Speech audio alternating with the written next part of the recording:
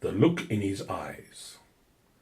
From Veld Maiden in Mafeking Road by Herman Charles Bosman. I know what it is, Oom Skalk said, when you talk that way about the veld. I have known people who sit like you do and dream about the veld and talk strange things and start believing in what they call the soul of the veld, until, in the end, the veld means a different thing to them from what it does to me. I only know that the veld can be used for growing mielies on, and it isn't very good for that either. Also, it means very hard work for me, growing mielies. There is the ploughing, for instance.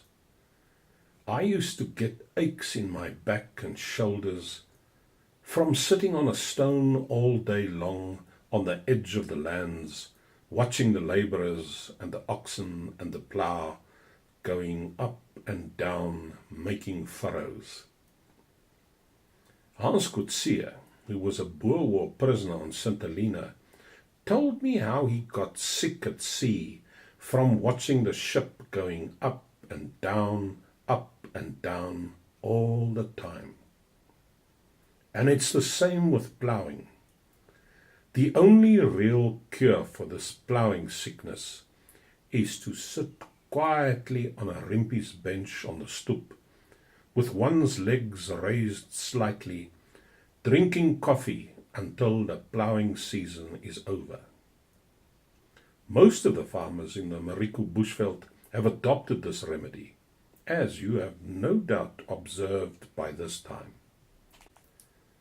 But there the veld is, and it's not good to think too much about it, for then it can lead you in strange ways, and sometimes when the veld has led you very far, there comes into your eyes a look that God did not put there.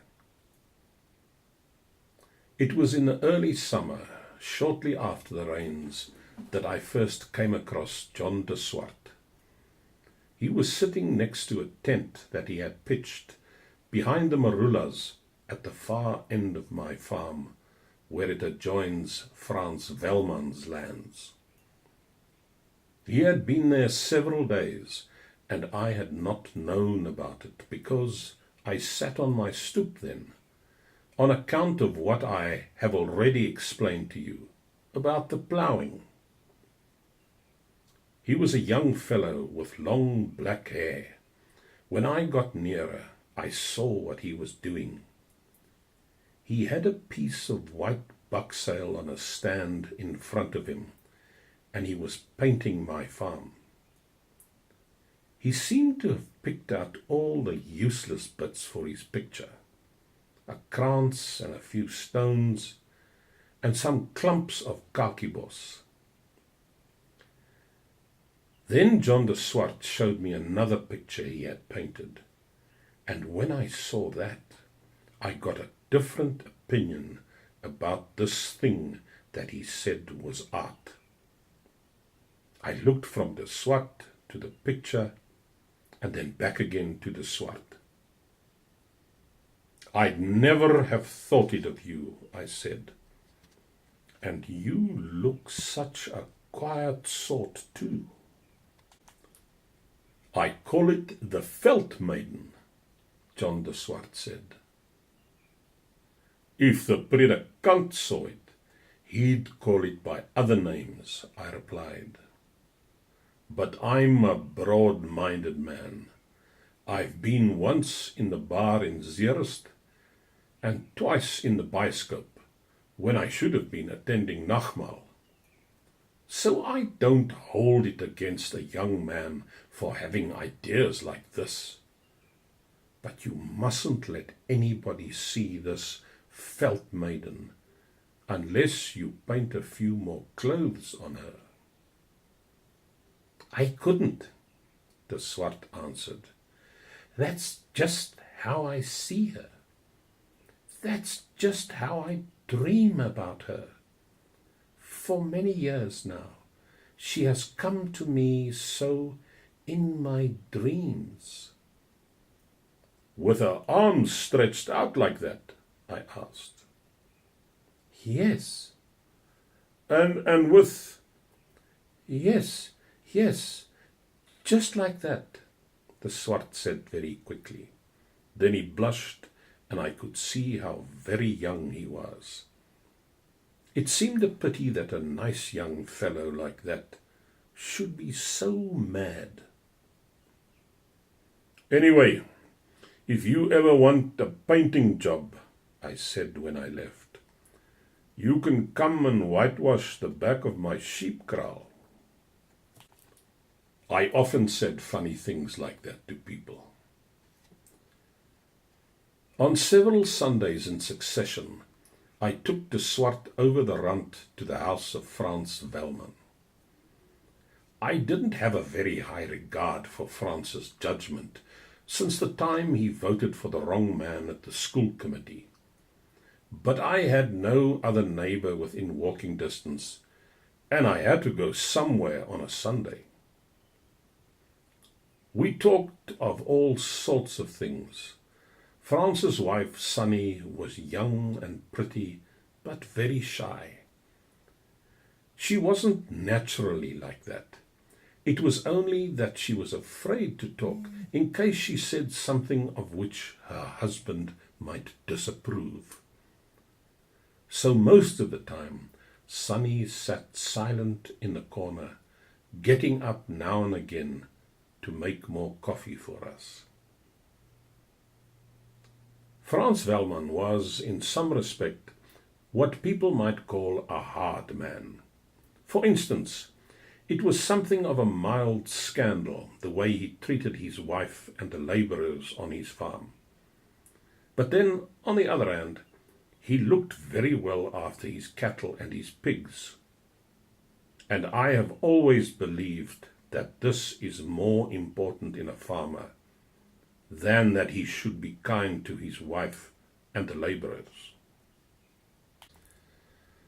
Well, we talked about the millies and the drought of the year before last and the subsidies, and I could see that in a short while the conversation would come round to the Volksraad, and as I wasn't anxious to hear how France was going to vote in the general election, believing that so irresponsible a person should not be allowed to vote at all, I quickly asked John de Swart to tell us about his paintings. Immediately he started off about his Veldmaiden. "Not that one," I said, kicking his shin. "I meant your other paintings, the kind that frighten the locusts." I felt that this Veldmaiden thing was not a fit subject to talk about, especially with a woman present.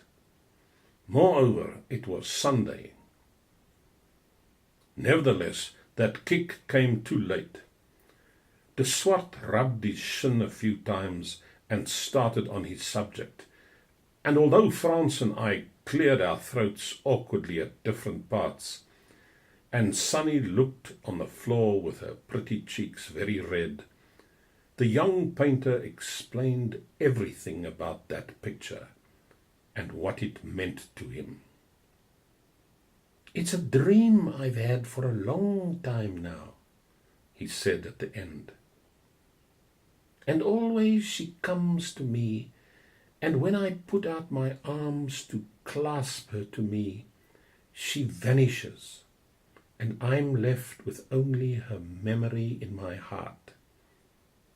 But when she comes, the whole world is clothed in a terrible beauty." "That's more than she's clothed in anyway," Frans said, "judging from what you've told us about her." "She's a spirit. She's the spirit of the veld," de Swart murmured. "She whispers strange and enchanting things. Her coming is like the whisper of the wind. She's not of the earth at all.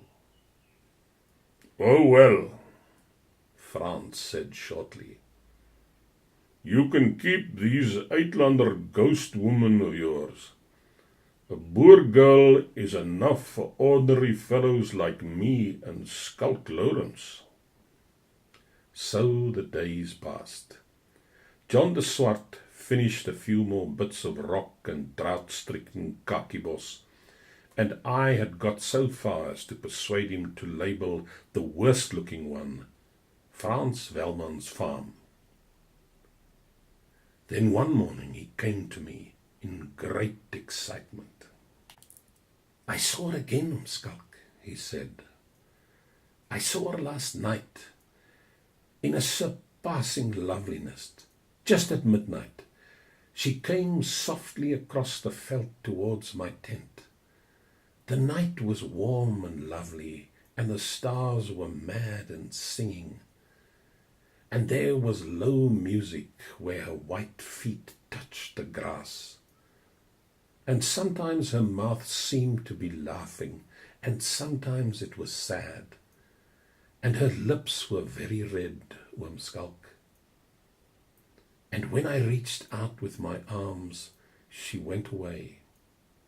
She disappeared in the marulas, like the whispering of the wind. And there was a ringing in my ears. And in my heart there was a green fragrance. And I thought of the pale asphodel that grows in the fields of paradise.